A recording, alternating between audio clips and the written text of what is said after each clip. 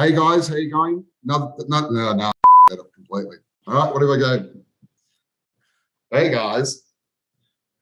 G'day guys, how you going? Up as well. That's it guys, it's Friday, time for another episode of Tech Talk. Things flipped around a little bit today, so I'm just doing a quick g'day. Hand it over to you, Dan the man. What have you got for us today? What's the topic, mate? Well, I've got some very big shoes to fill, Mike, because I wanted to feel like Juicy Mike. So I thought I'd take a little bit of lead here. So you guys obviously always talk about machines. So we thought we'd be talking about the latest machines out there on the market. And you probably wondering, hey, I'm in the situation, my business is growing and I'm looking to purchase new equipment. I currently have the 680 RC and I'm looking to potentially go for the 690 RC or the 820, like vice versa. Guys, what are the differences? Do we know, am I making a good move? Should I keep my old equipment? Should I buy this new shiny stuff? Guys, let's do some myth busting. Let's talk about some actual detail and find out what it is that makes these machines and what it is that you will benefit or not. Ooh, okay. Well, we wouldn't be talking about this unless we were getting asked the questions on a nearly daily basis again. So that's why we're back on this subject. And as you can tell, that's why we have Hayden here today, because I guess there's going to be some very noticeable differences. So I think that the best thing to do is to say, Hayden, from a physical perspective, what are the major differences between the previous series or the predecessor and the new generation Husqvarna 690 and 830s? What's going to be the major differences that we're going to notice, and what are some of the things that we're going to have to pay attention to as operators? Look, the big thing you'll notice is they're both orange. Okay, that's out there, all right? In case anyone didn't realise. I think they were previously as well. That's right, they're both orange though. That's something you'll notice is they're both orange. Okay. Look, the big differences on these machines, obviously you've got 680, 690, 820, 830. So it's 10 mil. That's a big difference at the end of the day. The biggest thing really with these machines, there's a lot of little things in them, but as any guys that have already got them are going to see, they all run the larger disc size under them. So the 690 is running the 280 mil, and so is the 830, which people find unusual. They're like, why? Why would you run that? What are the pros and cons of that? And there are pros, there are cons out of that. The other thing you'll notice is obviously different technologies within the machine. So different inverters that are in them compared to the 680 series. So as technology moves along, so does everything else at the end of the day. Is it a good thing, a bad thing? Everything has its pros and cons. So I guess the first thing to tackle is, why has the 690 got bigger plates? Or what are the benefits of having bigger plates on a 690? And a lot of this, the people don't think about is the tooling. When you compare the two machines, or four machines, I guess you'd call it. If we talk about the actual speed that the diamond segment is running at, there are big differences between the two. And that's probably the one thing that operators are noticing, but they have no idea why they're noticing this or what it is that they're noticing. So we get a lot of guys calling up saying, I can only run my machine at 3 on first cut. And it's on max power. The old one I could run 8. Like, why? Is there something wrong with my machine? This is a 690, is it, Hayden? Specifically? 690, correct. Okay, cool. Yep. So they're asking, is there something wrong with my machine? It's like, well, I don't think so. Everything's operating as it should. There's no errors coming up. You're well within the current parameters and everything. It comes down to this, or part of it is the speed and torque of this machine. So I've got a couple of examples here for you. I'll look across my mad notes over here. On a 680, if you're generally running, your starting speed is 7 on the dial on a 680. To get the same diamond speed on a 690, you're actually back at 3 on the dial. So that's a big difference. So if you're trying to start a machine up at 7 and 7, your speeds, actual diamond speeds and tooling speeds are very, very different in that regard. The same, you go up to 10 on your 680, you're only at 6 on the 690. Why is that? There's a few variables in that. It's the size of the disc. It's the drive. The earlier machines only ran the drive up to 80 hertz in frequency. The 690s run up to 100 hertz. There's a whole lot of pros and cons. I could go on for hours. You guys would be sitting there bored, what's he talking about now? Really is a and and there's so many things in this as to why all these things are good and bad. But the end result is the bigger disc on there is going to give you a little bit less torque on there. But I mean, the big thing I would see is if my tooling's running at a different physical speed on the floor, I'm going to get a different finish to what I'm looking at.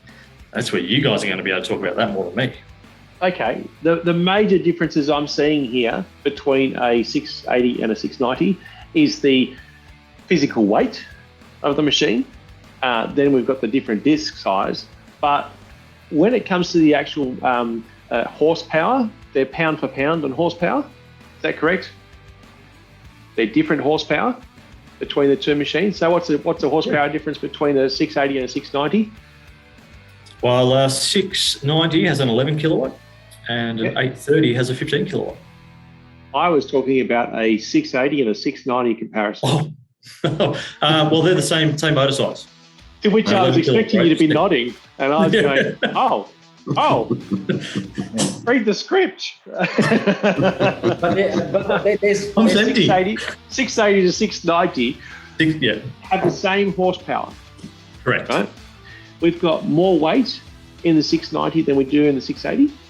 Right? Correct. And we've got larger discs on the 690 than we do on the 680. Correct.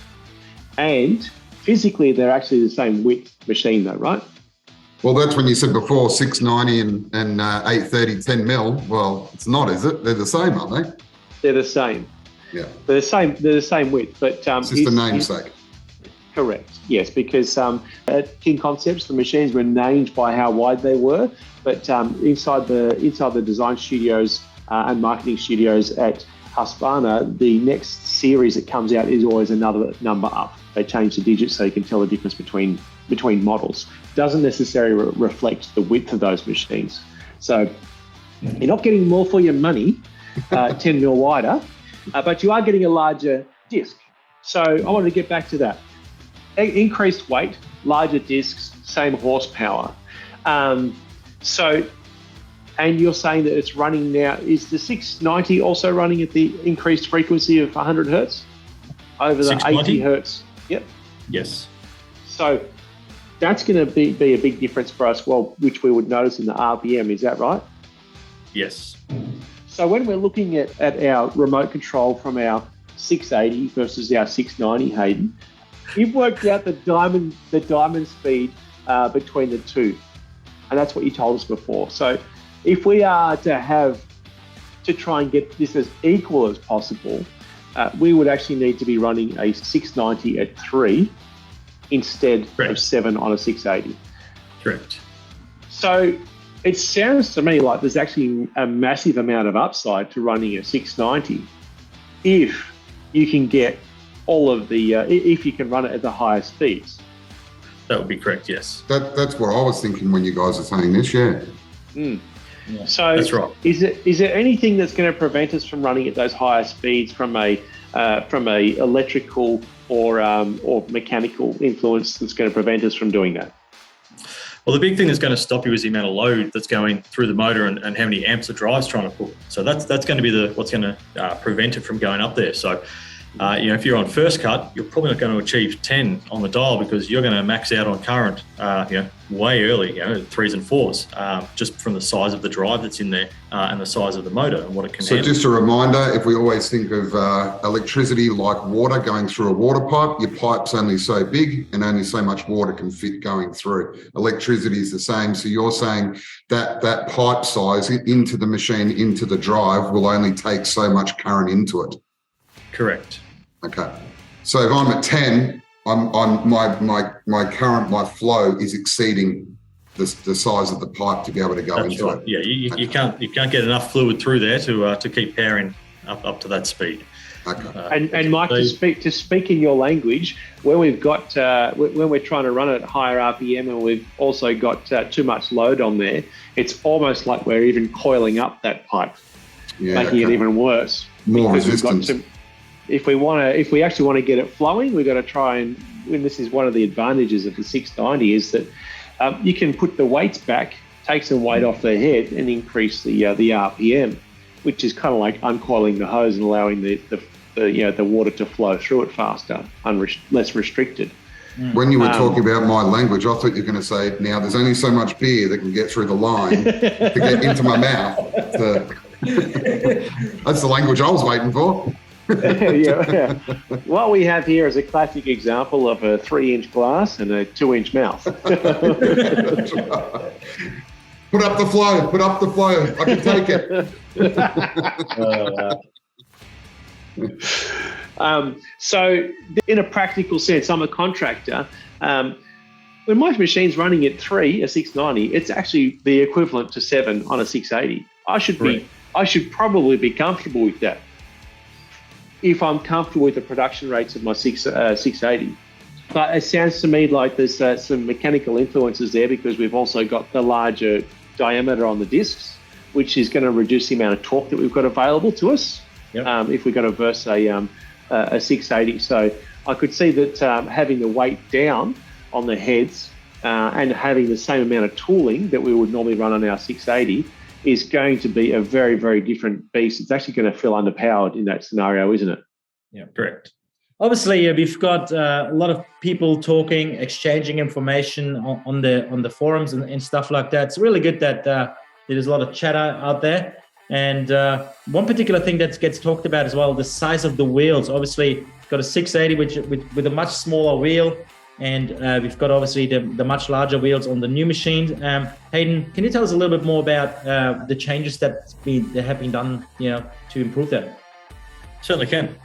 So the difference you'll find between the 680 series and the 690 and 830 is instead of the wheel drive motor being directly behind the wheel bolted on, they've actually put another gearbox in between that. So your motor is sort of hidden up and away under the chassis a bit further. And by doing that, they allow that motor to run faster and then run through a gearbox, reducing down. And then they've gone to larger wheels, a larger wheel diameter to equate for that gear ratio reductions and things.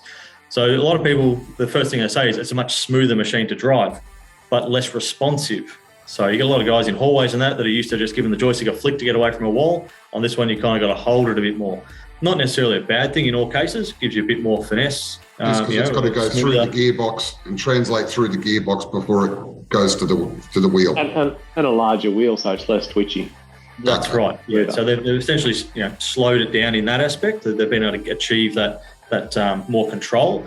They've also got a slightly faster top end, which if you can get that maximum out of your head, from your speeds and things, that matches up for things like your polishing. You can go that bit faster on your high grids.